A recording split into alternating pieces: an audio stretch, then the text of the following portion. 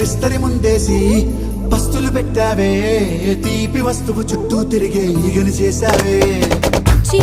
సిక్కేలేని మొగుడు కాలండాయ్, గుయ్ గుయ్ గుయ్ గుయ్ అంటూ మీదికి రాకుండా కంపెడి పిల్లలతో ఇంటిని నింపావే, సాపాదిండు సంసారాన్ని మేడెక్కించావే. ఇరుగు పొరుగు ముందు సరసాలు కెట్టి పడుకోరే కుక్కలాగా మీ వాళ్ళు, ఇచ్చేస్తాం ఎక్కేస్తాం ఇట్టాగే డాబాలు.